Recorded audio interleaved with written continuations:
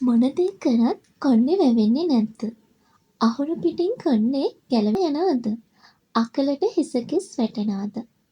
දෙගුණයක් වේගෙන් කොණ්ඩේ වවන්න පුළුවන් හෙයා මාස් එකක් හදන්න අද මම කියලා දෙනවා. ඉතින් මේක නම් දිව්‍ය ඖෂධයක් කිව්වොත් මම නිවැරදි. මුරුංග කොළ කියන්නේ ශ්‍රී ලංකාව වගේ අපේ රට තුළ සුලභ ගිය හැකි ශාකයක්.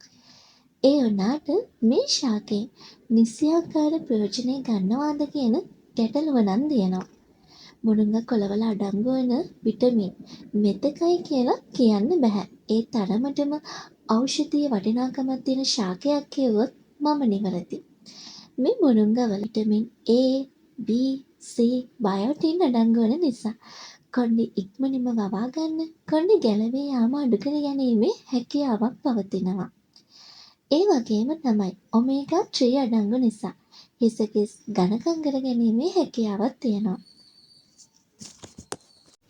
ඉතින් අද අපි මේ හදන හෙයා මාස් එකෙන් පළමු ආලේපනයෙන්ම කොණ්ඩේ ඝනකම් වී ඇති ආකාරය ඔබට අත්විඳින්න පුළුවන්. අපි දැන් බලමු මේ හෙයා මාස් එක හදන විදිහ.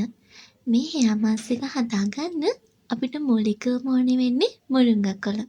මුරුංග කොළ කියන්නේ ඕනෙම කෙනෙක්ට හරිම පහසුවෙන් හොයාගන්න පුළුවන් දෙයක්.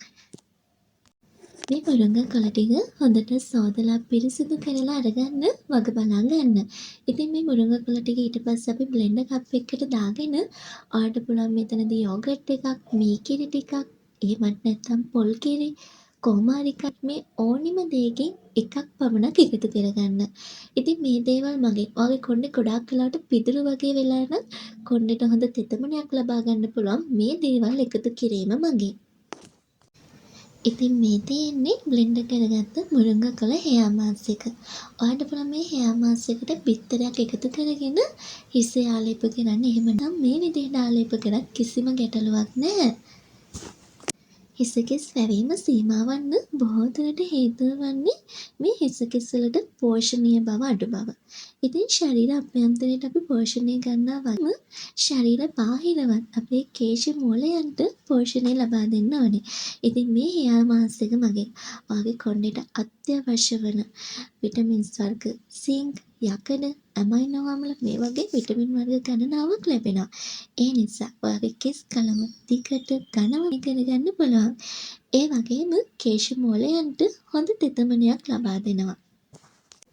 මේ හෙයා මාස් එක සතියට එක් වතාවක් භාවිතා කිරීම හොඳටම ප්‍රමාණවත්.